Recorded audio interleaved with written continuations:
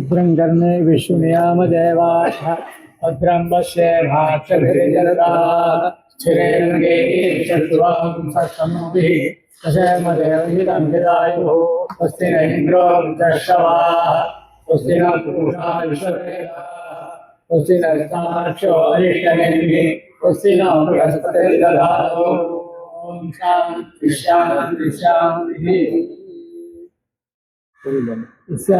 भक्तजनातिहंतो मण्डलाय सविताय दोषा सभेवताय समान्यार्थं लक्ष्मी सपच्येतं गिरिं प्रायः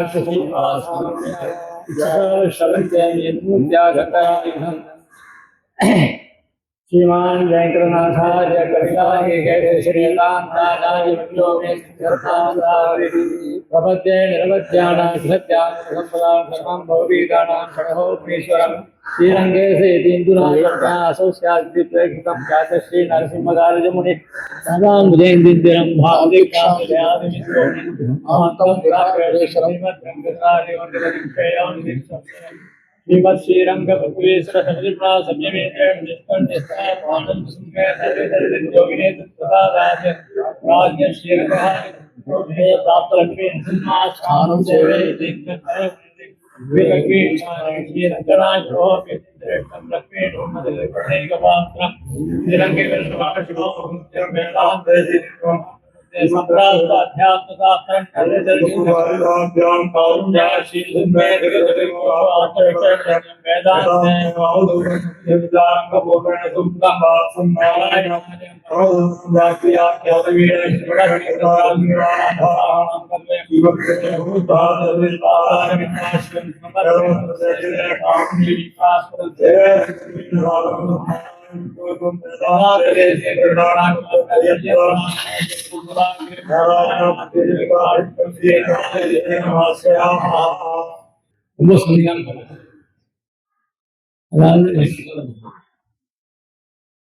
இந்த சண்டைக்கு ஒரு பெருமை உண்டு.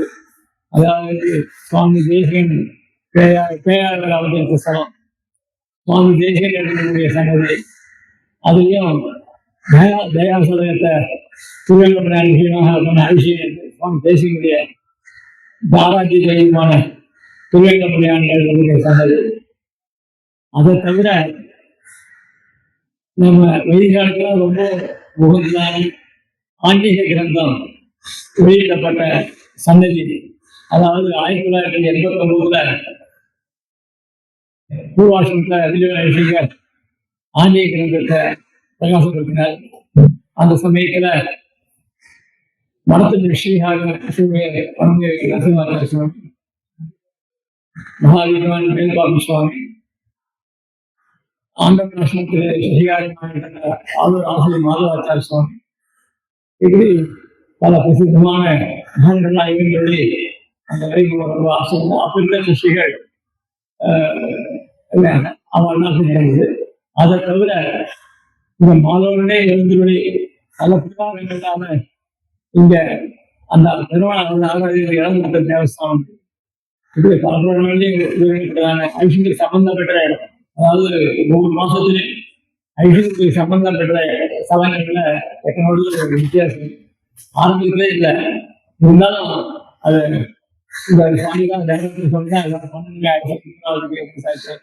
என்னால ஒரு சக்தி கிடையாது, நான் என்ன பண்றது அப்படின்னா இல்லை எனக்கு ஆரம்பிச்சுதான் எனக்கு இன்னொரு பண்ணணும் விஷயம் பண்ணணும் தோணுது அப்படின்னு அப்படி சொல்லி நம்ம இன்னும் பண்ண முடியாது. அதுக்காக ரொம்ப ஆப்பாக்கிட்ட நிறைய அவருக்கு அதுக்குன்னே பண்ண வேண்டியதுதான் மாசம் ஒவ்வொருத்தர் ஏற்றுக்கிறோம் அப்படின்னு சொல்லி சொன்னார். அந்த ரீதியில இந்த மாசம் ராகவன் அதாவது அவன் கொடுக்குறது எல்லாருமே ராகவன் பேர் இருக்கு. அதான் கோபனர் அப்படின்ற திருவிழிகண்ணில் பாஸ் ஆகிட்டு வந்து அவங்க புது வருஷத்தையே பல உற்சவங்கள் அனுபவித்தார். அதெல்லாம் திருவிழிகண்ணே இன்றைக்கும் போட்டுருவாங்க. அப்படி அவன் பிராந்தாக்கள் எல்லாருமே ராகவன் பேர் வந்து ராகவன் தான். அதனால ராகவன் ஃபேமிலி தான் தெரியுமே தவிர அவருடைய இப்பதான் ராகுல்னு பேர் சேஞ்ச் பண்ணிக்கலாம். அதனால ராகுல் அவர் சொல்லப்படுது. அப்படிப்பட்ட அவங்களுடைய இந்த இது 6வது வருஷம். முதல் வருஷம் திருவிழிகள் நடந்தது, 2வது சத்யநாராயண இருந்தது, 3வது மதுராந்தகம் இருந்தது, 4வது திருப்பதி நடந்தது, அஞ்சாவது காஞ்சிபுரம் நடந்தது. இது 6வது வருஷம். அதாவது இங்க வேண்டிய சுவாமி ஐசிங்க திருவாசூர் அதாவது எந்த உண்மையாக இல்லை. ஐசிங்க சாட்சியம் ஆசிரியராக இருக்கு. இந்த விஷயத்துக்கு சாட்சியாக அந்த நிகழ்ச்சி தெரிஞ்சுக்கிறேன். அத்தியர் போட்டு அத்தியர் ரொம்ப நாள் விட்டுருக்கேன். அவங்க அந்த பால் அந்த ஐசிங்க ஈடுபாடு உடையங்க. ஆனால் அந்த சுவாமி இருக்கிறார். ஏதோ ஒரு இதுதான் சார் கேட்க மாட்டேன். ஐசிங்க எவ்வளோ பரவாயில்ல எனக்கு அவங்க சார் அப்படியே அதுக்கப்புறம் ஐசிங்க கோவிலுக்கு ஆறாங்க சார். இப்போ 3 பேர் இன்னைக்கு விஷயம் சொல்லப்படுகிறார். இவர் இந்த சுவாமி பற்றி சொல்ல மாட்டேன். இதுதான் அத்வீஸ்வரர் வந்து முடிச்சுருக்கார். சயின்ஸ்ல அலங்கரிச்சார். இங்க கூட திருநாள் இருக்கு. அது ஒரு சமயத்துல இருக்குன்னு சொல்லியிருக்கேன். ஆனால் முன்னாடி அவர் இங்கே ஆனந்தன் அவர்களோட பேசிட்டு அவர் வந்து இப்படி எல்லாருக்கும் சுவாமிகளை சார்ந்துட்டு இந்த ஆரம்பிக்க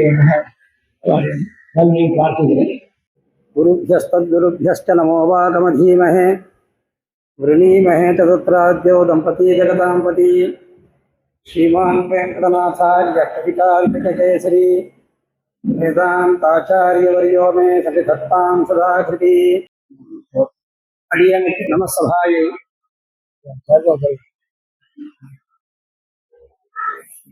अडियमिति இந்த பிரகடனத்துல ஒரு சந்தர்ப்பத்தை ஏற்படுத்தி கொடுத்ததற்கு அவர்களுடைய தேவடி தாங்கள் தந்தனிட்டு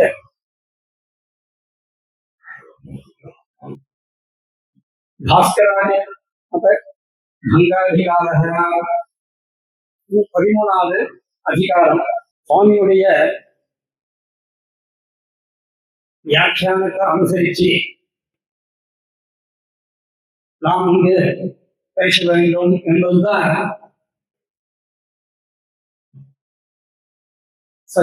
சமிதிகாரர்களுடைய நியமனம். அதுதான் அவருடைய அபிப்பிராயம். அதுதான் அது ரொம்ப சிரமம்.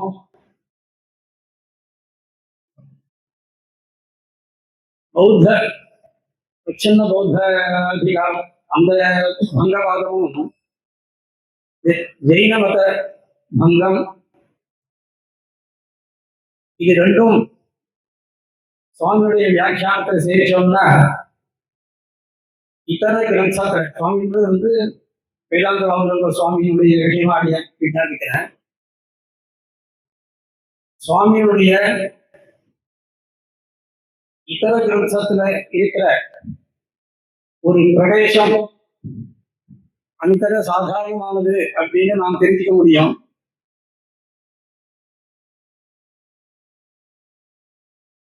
அந்த சாமர்த்தியம் சுவாமிக்கு ஏற்பட்டது சுவாமியுடைய காஷி வாசம்தான். அத அடியன் ஐஷிங்கர் பூர்வாசிரமத்தை எழுந்தெடுக்கும் பொழுது பல தடவை அன்னைக்கு அத்திமேல சொல்லியிருப்பேன். அவர்கிட்ட அதுக்கு பிரமாணத்தோட அடியன் விஞ்ஞாபிச்சிருக்கேன்.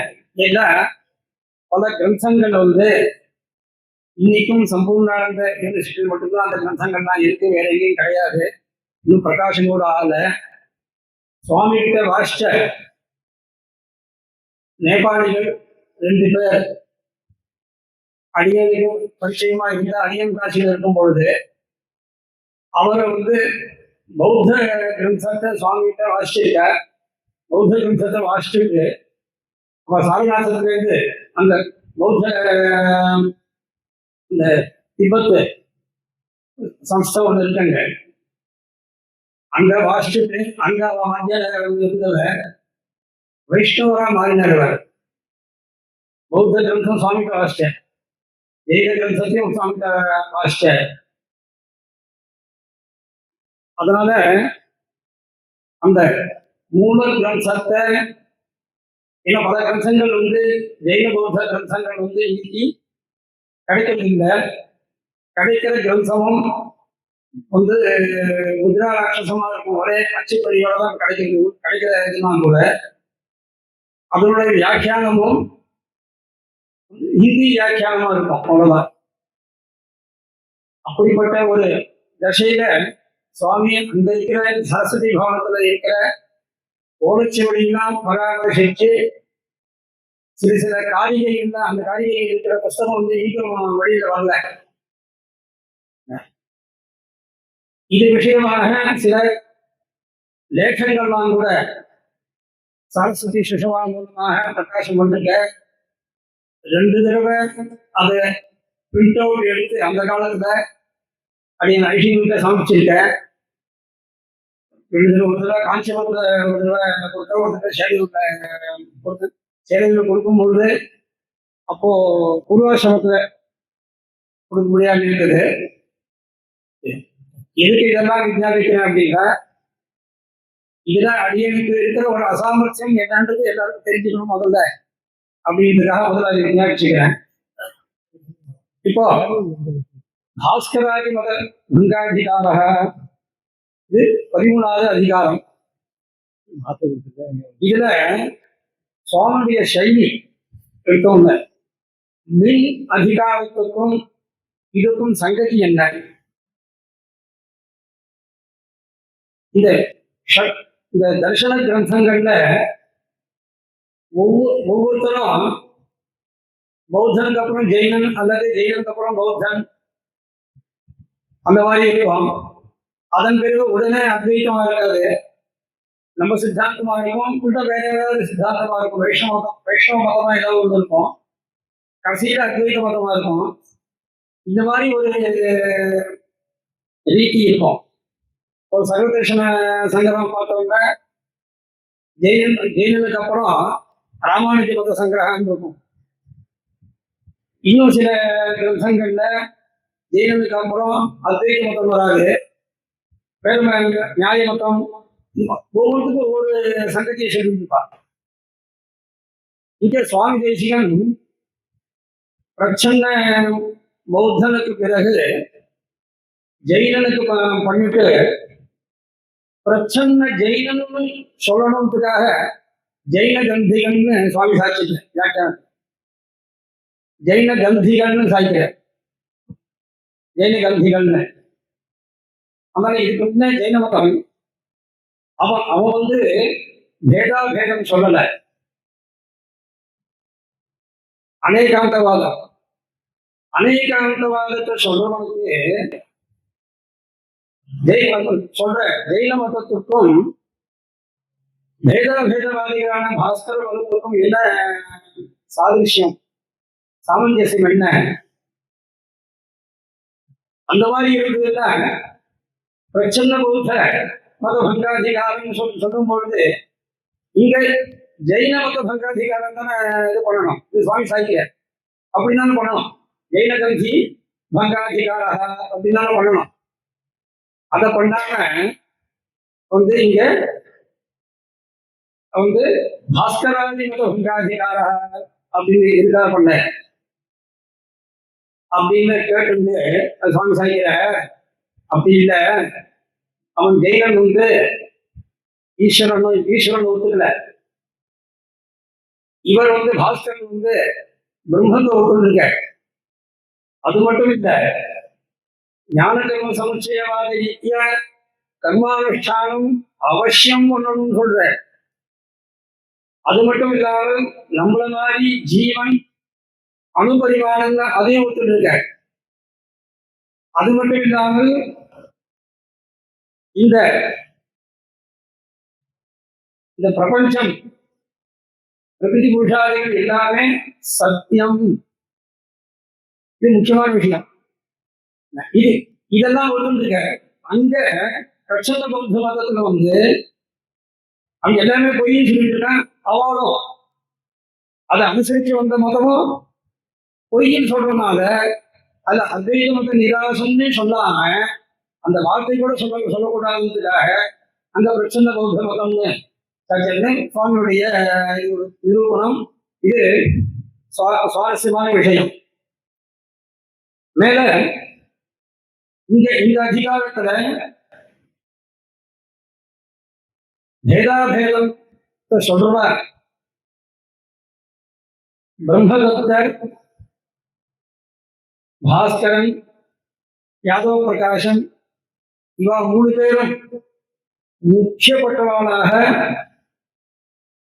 நியாய சித்தாந்தனம், தத்துவ கலாபம், சில இடங்களில் சிறு ரகசியாதிகள், ரகசிய கிரந்தங்களையும், அப்புறம் சததுஷரி, இந்த மாதிரி கிரந்தங்கள் வழியாக நமக்கு தெரியுது. சர்வார்த்த சித்தியாதி கிரந்தங்கள் வழியாக நமக்கு தெரியுது.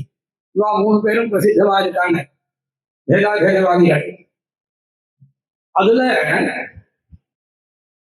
பிரம்மதத்தர் வந்து பிரம்மசூத்திரத்துக்கு வியாக்கியானம் பண்ணுவான். ஆனா இன்னைக்கு அந்த புஸ்தகம் கிடைக்கல. இது ஆலவந்தார காலத்திலேருந்தே கிடைக்கல. ஆலவந்தார காலத்திலேருந்து ஆலவந்தாரம் அவருடைய திருநாமத்தை எழுதுகிற. அதே மாதிரி அவரும் பேதாபேதவாதி தான். யாதவ பிரகாஷனுடைய கிரந்தமும் கிடைக்கல, புஸ்தகம் கிடைக்கல. பாஸ்கர் மதம் வந்து புஸ்தகம் கிடைக்கிறது சம்பூர்ணானந்த விஸ்வவித்யாலயம் அவங்க வழியாக போட்டுட்டாங்க. பாஷ்யம், பிரம்மசூத்திர பாஷ்யம் அவன் போட்டுட்டான். அதனால பிரச்சாரத்துல எந்த கிரந்தம் இருக்கோ அந்த அந்த கிரந்தத்தை வச்சுட்டு தானே நாம் வந்து அதை பேரிட முடியும். இவ 3 பேரையும் நம்ம கண்டிக்கிறதா இருந்தா கூட ஒரே கோட்டில.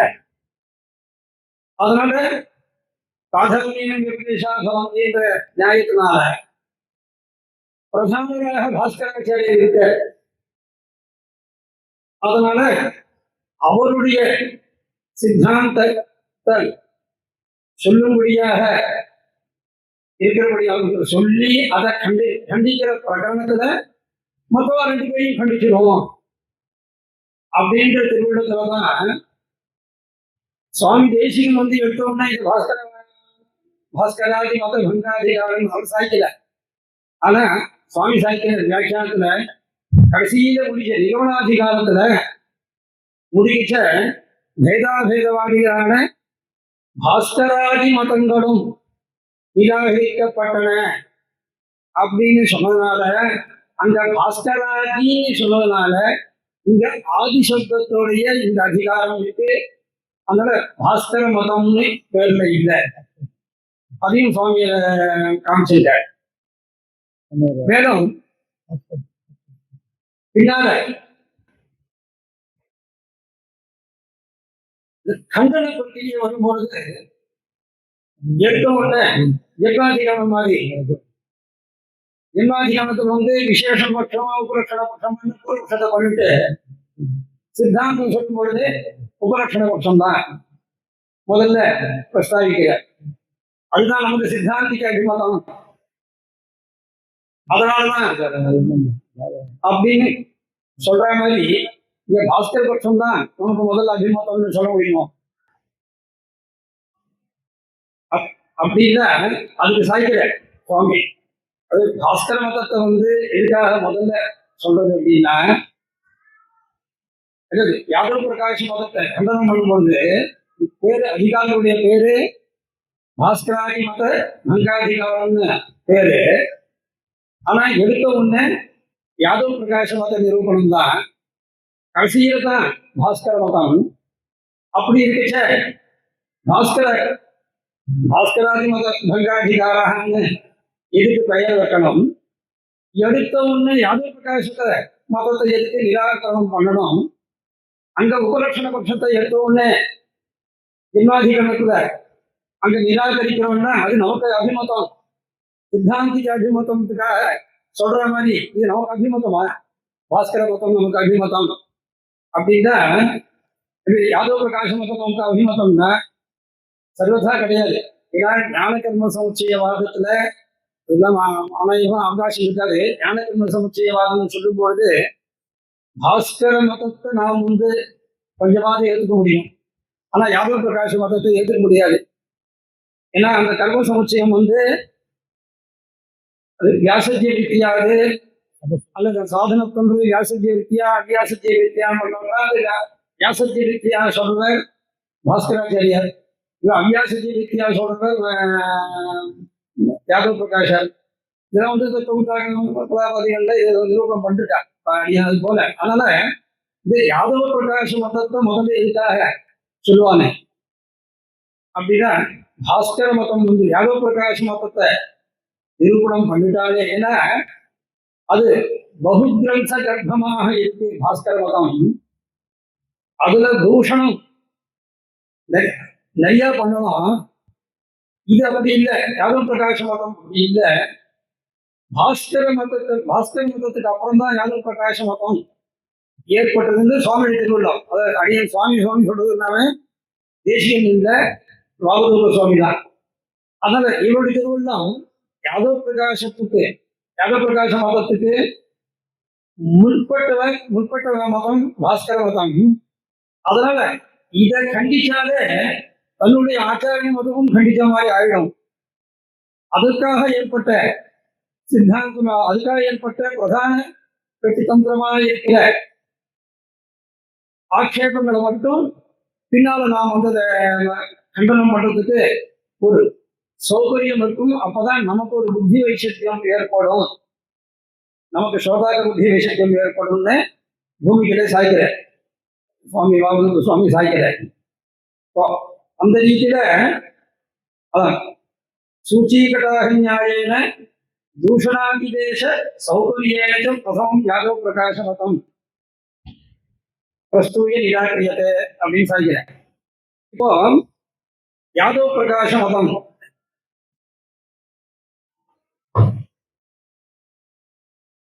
ரெண்டு பேர், யாதவ பிரகாசம் சரி பாஸ்கரும் சரி, ரெண்டு பேருமே பேதாபேதவாதிகள்.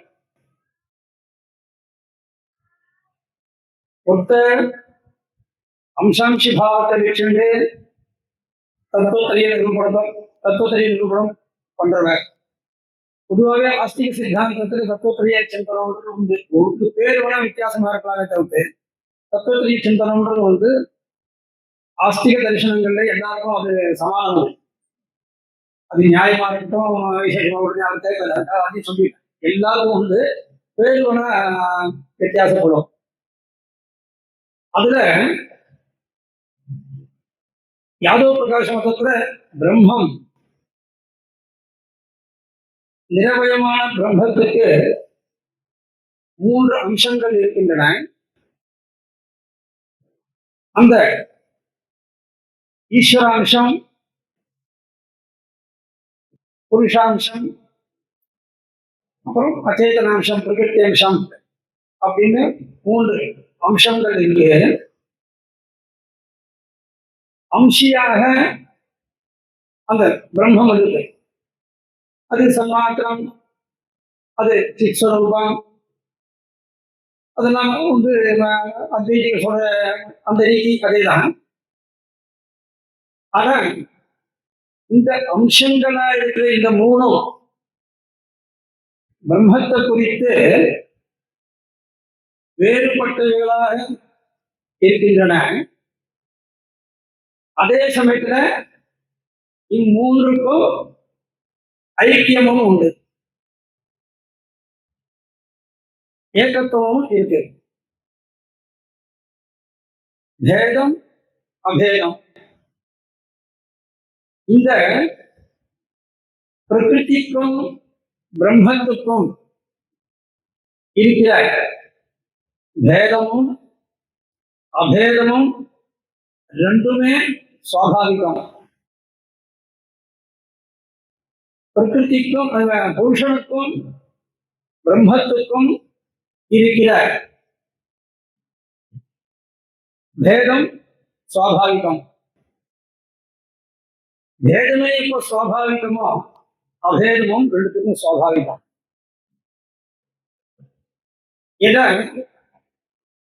எதற்காக வித்யாபிச்சனா பேதமே சுவாபாவிகம்னா, பாஸ்கர மதத்துல வந்து புருஷ பேதம், புருஷன் இன்னமாக வேறுபட்டு இருப்பது என்பது வந்து அது ஔபாதிகம், ஒரு உபாதியை விட்டு வருவது. இது உபாதியை எப்படி கிடையாது, ரெண்டுமே சுவாபாவிகம் அப்படின்னு இவருடைய சித்தாந்தம், யாதவ பிரகாஷுடைய சித்தாந்தம். இந்த இன்னொன்னு முக்தி தசையில கூட இந்த பேதாபேதம் உண்டு அப்படின்னு யாதவ பிரகாஷனுடைய அபிப்பிராயம். அதனாலதான் இது பாஸ்கரனுக்கு கிடையாது. பாஸ்கரனுக்கு ஸ்வரூபம் விட்டுட்டாங்கன்னா உபாதியை வச்சுட்டு அது ஜீவனாக இருக்கான். உபாதியை அவர் சின்னமா இருக்க சைத்தன்யம், அந்த சன்னாக அந்த சைத்தன்யம் ஜீவனாக இங்க அறியப்படுகிறது. அந்த உபாதியை எனக்கு அவன் விட்டுட்டான்னா அப்போ அவன் பிரம்மத்துல அவன் பிரம்மஸ்வரூபமா மாறிடுறான்.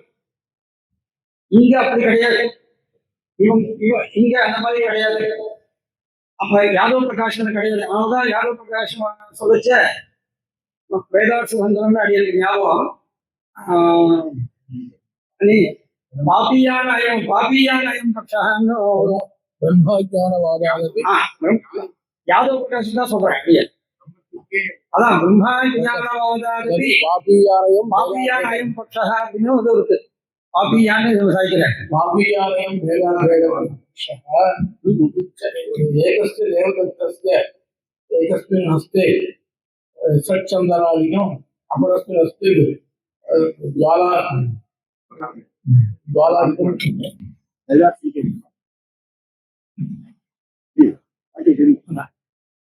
இப்போ இந்த அம்சங்களாக ஈஸ்வரன் பிரம்மத்தினுடைய அம்சமாக இருக்க முடியாது. பிரம்மத்தினுடைய அம்சமாக ஜீவன் இருக்க முடியாது. பிரம்மத்தினுடைய அம்சமாக அதாவது பிரகிருதி இருக்க முடியாது. அப்படின்றத நாம இப்ப பார்க்கணும். அதுதான் இங்க முதல்ல கண்டன பிரக்கிரியில. இப்போ இந்த பிரகிருதி, புருஷன், ஈஸ்வரன் இவன் மூணு பேரும் அம்சங்களாக ஏற்றுக்கொண்டு, இவ மூணு பேரையும் அம்சங்களாக ஏற்றுக்கொண்டு அம்சியா இருக்கிறாங்க. பிரம்மம் எப்படி நித்தியமோ அதே மாதிரி இந்த மூணு நித்தியம்னு யாதவ பிரகாஷனுடைய பட்சம். ஜீவன் நித்தியம்ன்றது அங்க அப்படி கிடையாது. பாஸ்கரன்ல ஜீவன் நித்தியம் கிடையாது, ஜீவஸ்வரூபம் நித்தியம் கிடையாது, ஜீவஸ்வரூபம் நித்தியம் கிடையாது. அதனால நீ அம்சமாக ஒரு வஸ்துவனுடைய அம்சமாக, அம்சம்னு ஒரு பிரிவு, ஒரு பிரிவான வஸ்து எப்படி நித்தியமாக இருக்க முடியும்? ஒரு பரிபூர்ணமான வஸ்து அதுதான் பரமாத்மா, பரம்பிரம்ம. அதனுடைய அம்சமா இருக்கிற வஸ்து சதாதனமாக எப்பொழுதும் இருக்க முடியாத வஸ்துவாக எப்படி சொல்ல முடியும்? நித்தியமாக எப்படி இருக்க முடியும்? அது ஒரு ஆட்சேபம். மேலும் இந்த மூலம் ஈஸ்வரः அஸ்தி, புருஷः அஸ்தி, பிரகிருதி அஸ்தி அப்படின்னு இந்த சத்துவம் மூணு தத்துவங்கள்லையும் அனுவர்த்திக்கிறதுனால இதுக்கு பரஸ்பரம் வைலட்சணத்தை சொல்ல முடியும். அதாவது புருஷா அஸ்தின்னு சத்வவிசிஷ்ட புருஷனும், சத்வவிசிஷ்ட பிரகிருதியும், சத்வவிசிஷ்ட ஈஸ்வரனும் பரஸ்பரம் பின்னம். அதனால அன்பு பத்தி இல்லைன்னு சொல்ல முடியாது. ஏன்னா இந்த சன்மானம்ன்றது சத்து எது? பரமாத்மா தானே. அப்போ அதை காட்டும் இது விலட்சணம்ன்றதை நீ காமிக்கிறீ. அப்போ பேதம் எப்படி வரும்? அப்போ இது இல்ல அபேதம் தான் அப்படின்னா இங்க பிரகிருதிக்கோ அல்லது புருஷனுக்கோ ஏற்படுகிற அவர்களுக்கு இருக்கிற குணாதிசயங்கள், அது குணங்கள்லாம் அல்லது தோஷங்களோ அதெல்லாம் ஈஸ்வரனுக்கு பிரசங்கிக்கும். ஏன் இந்த ஈஸ்வரனுக்கு சாய்கிறதுனா பிரம்மத்துக்கும் ஈஸ்வரனுக்கும் ஒரே சமமான ஒரு நிறைய சொல்றேன். அதனால இதுல இந்த சத்தம்ன்றது சத்து சன்மானோடு சித்து இல்ல, சத்தம்ன்றது தர்மம். இந்த சத்தம்ன்ற தர்மம் வந்து இவா மூணு பேர்கிட்ட இருக்கு. அதாவது ஈஸ்வரன், சித்து, அச்சித்து, இவா மூணு பேர்கிட்ட இருக்கு. ஆனா இதற்காகவும் வைலட்சண்யம் ஈஸ்வரனுக்கு பிரம்மத்துக்கு காண்பிக்கிறேன்னா அங்க சத்துவ வைசிஷ்டியன்னு நான் சொல்லல. அப்படின்னா சன்மாத்திரம் பிரம்மன்னு நீ தானே சொல்லிட்டு வர. அப்போ சத்துவம், அந்த சத்து வேற, அந்த சத்ஸ்வரூபம் ஈஸ்வரனுக்கு வேற, இது வேறையா? மேலும் அந்த இது சச்சிதானந்த ஸ்வரூபம் சொல்லும் போது இந்த சத்த கழிக்கிறதுக்கு இது வழி. சத்தத்தை வச்சுட்டு பிரம்மத்துக்கும் இந்த மூணு வஸ்துக்களை வந்து ஈஸ்வரன் விட்டுடுவான். பிரகிருதி புருஷனுக்கும் வைலட்சண்யத்தை நாம் காமிக்க முடியாது. பிரகிருதி வைலட்சண்யத்தை காமிக்க முடியாது. ஞானத்தை வச்சுட்டு சொல்லலாமே அப்படின்னா ஞானம் வந்து இங்க திரோகிதமா இருக்கு, ஆவிர்பவிக்கிறது அப்படின்னு சொல்றாங்க. இப்போ திரோகி ஆவிர்பவிக்கிறது எங்க ஆவிர்பவிக்கும்? எங்க இல்லையோ அங்க ஆவிர்பவிக்கும். ஆவிர்பாவம்ன்றது எங்க அசத்தமோ அங்கதான் ஆவிர்பவிக்கும் இல்லையா? அப்போ இங்க ஆவிர்பவ சைத்தன்ய ஸ்வரூபமா இருக்கிற இந்த ஜீவன் கிட்ட வந்து சைத்தன்யம் வந்து இந்த பக்ததேசியில ஆவிர்பவிக்கிறது அப்படின்னா அங்க அந்த பரஸ்வரூபமா இருக்கிற அந்த பிரம்மத்திலையும் ஆவிர்பவிக்கிறதுன்னு நாங்க சொல்லலையே அப்படின்னா, ஏன்னா திரோதாயகமான வஸ்து அங்க ஒண்ணும் கிடையாது. அதை தவிர வேணும் வஸ்து கிடையாது இல்லையோ. அதனால சொல்ல முடியும், திரோதாயகமான வஸ்து கிடையாதனால அப்போ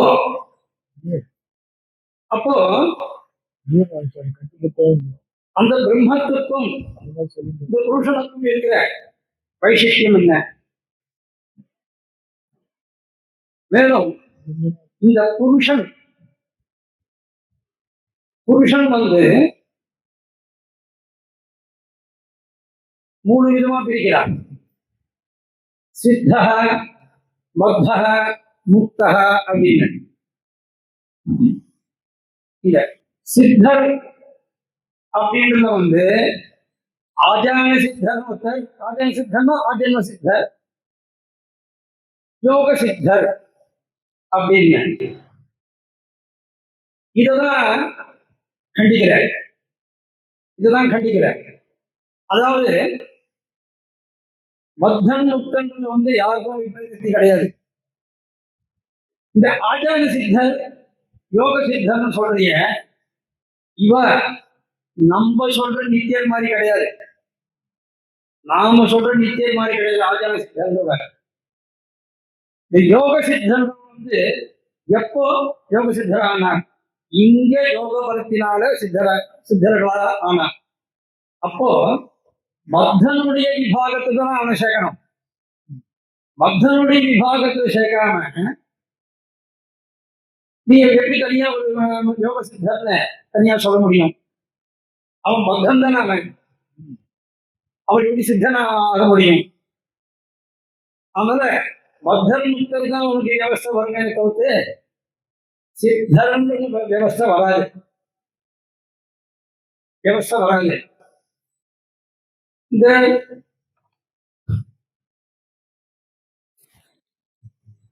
முக்கியமானதான்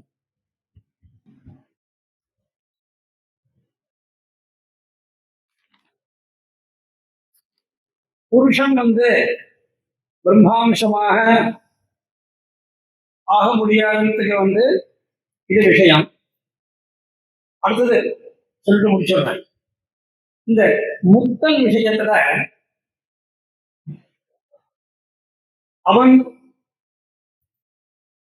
ஆவிர்பூத குணாஷ்டகனாக உபனிஷத் வாக்கியம் சொல்றது. அவன் குணாஷ்டகனாக அங்க முக்தி தசையில இருக்கான்னு சொல்லும்போது இவருடைய சித்தாந்தம் 7 குணங்கள் தான் அங்க இருக்கும். சத்திய சங்கல்பத்தொன்றது அவனுக்கு வராது. சத்திய சங்கல்பத்தொன்றது வராது. ஏன்னா அதுக்கு காரணம் என்ன சொல்றாங்க? சஸ்வராட் பவதின்னு சொல்றது. சஸ்வராட் பவதி அப்படின்னா சஹஸ்வராட் பவதின்னு ஒத்ததான் சொல்றது. முக்தனை சேர்த்து எப்படி சொல்லிட்டு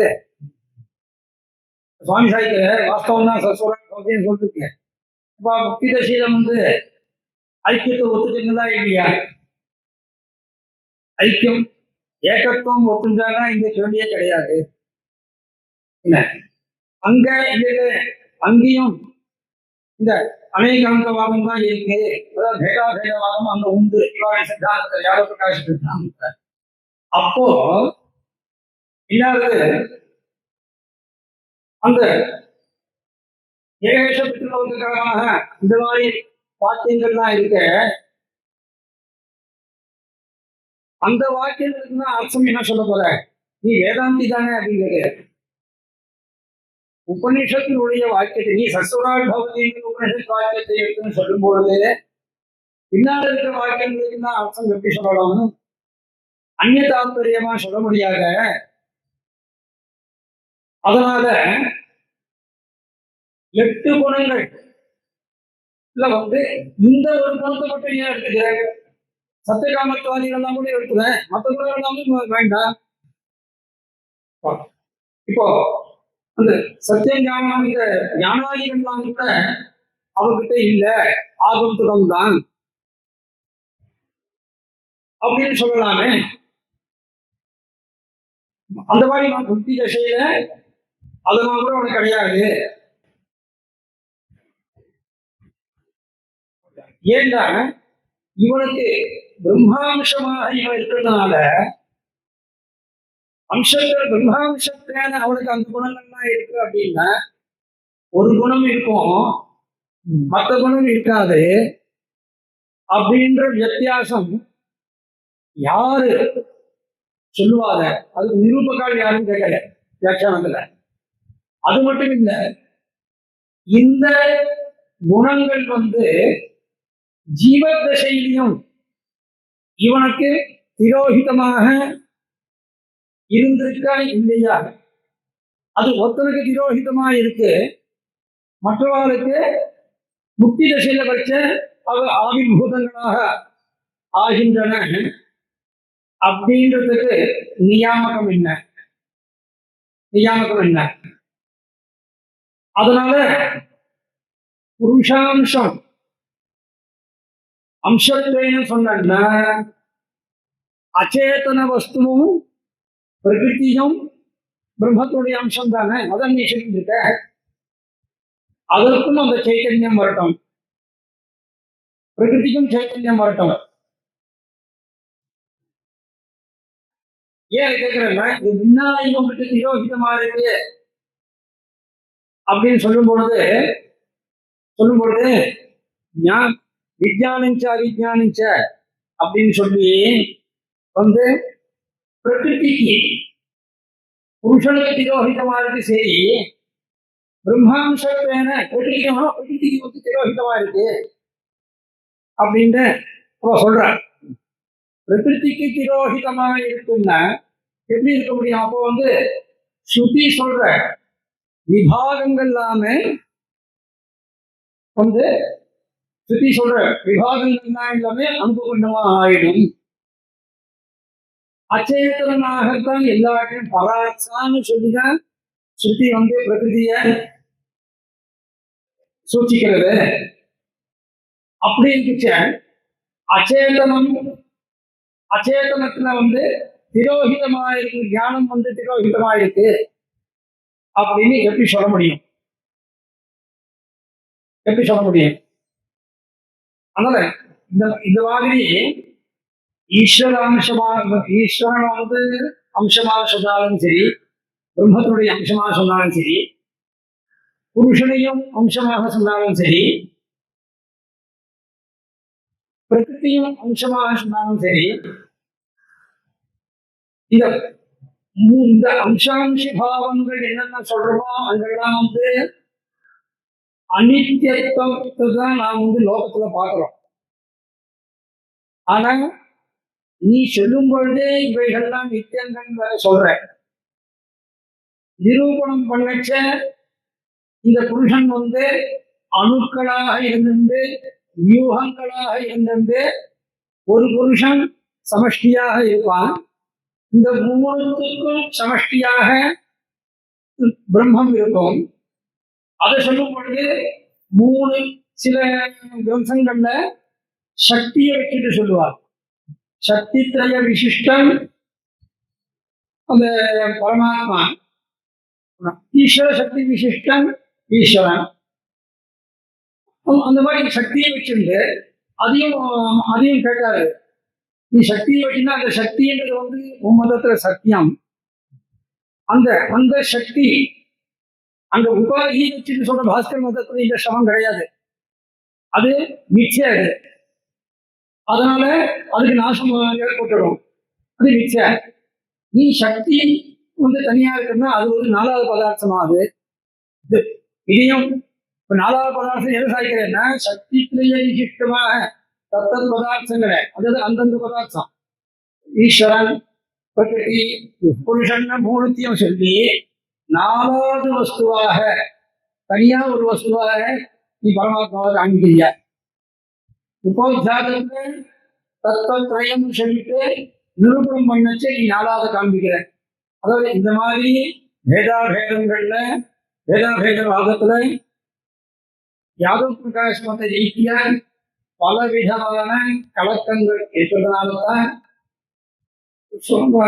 பாஷிகார அயம் பட்சா பாபியான்னு சொல்லி அந்த விழால நிரசனம் பண்ணிருக்கேன்றதையும் சுவாமியோட பிள்ளைகள் ஒண்ணு காமிச்சிருக்க. இப்போ ஏதேனும் வியாக்கியான்ற வீட்டுல பாஸ்கர மதத்தையும் பிரம்மதத்த மதத்தையும் நாமே கோவிச்சு வந்து அடியனுக்கு தெரிஞ்ச அளவுக்கு ஓரளவுக்கு அடியனுக்கு விஞ்ஞாபிச்சேன். அடியனுக்கு மறுபடியும் நான் விஞ்ஞாபிச்சுக்கிறேன். அவங்க 2 நிமிஷத்துக்கு சொல்லிடுறேன். இங்க ஆன்மீக கிரந்தம் வந்து சுவாமி முதல்ல பிரகாசப்படுத்தினார். அது பிரகாசம் படுத்துறதுக்கு முன்னால ப்ரூஃப் ரீடிங்காக புஸ்தகம் வச்சுட்டு பாருங்க.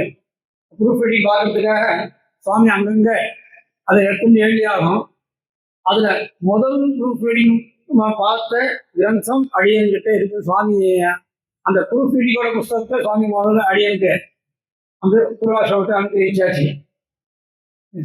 அதே மாதிரி இந்த கிரந்தம் இந்த பரவந்த பந்தம் செய்யும்படியாக அடியன் காலக்ஷேபம் பண்ணும்பொழுது நெரூர் சுவாமி அங்க இதுல இந்தியன் ரயில்வேஸ்ல இருந்த ஒரு ரோகிகள் அவாத்துல பரமத பங்கம் இந்த சுவாமியுடைய வியாக்கியான புஸ்தகம் கிரந்தம் இருக்கு. இது யாருக்காவது சத்பாத்திரத்துக்கு கொடுக்கணும் அப்படின்னு கருணாவேச்ச சுவாமிகிட்ட அவ சொல்லிட்டா. கருணாவேச்ச சுவாமி வந்து அடியனுக்கு தெரிவிச்சு அவர் கையால எழுதி அடியனுக்கு கொடுத்தது 88வது வருஷத்துல கொடுத்த கிரந்தம். அதை சேவிக்கும்படியான ஒரு பாக்கியம் இதுக்கு முன்ன ஒரு தடவை யாரோ ஒரு திருமாலியில ஒரு தடவை ஒரு விஷயம் சொல்லிருக்கேன். சொல்ல முடியாத நேர்ந்தது. அப்போ ஒரு தடவை சேவிக்க முடியாத ஏற்பட்டது. இப்போ சேவிக்கும்படியான ஒரு பாக்கியத்தை அமைச்சு கொடுத்தது எல்லாருடைய திருவிழாவிலே அவருடைய எல்லாம் சமர்ப்பித்து அடியனுடைய சமாபதியை சமர்ப்பிக் கொள்கிறேன்.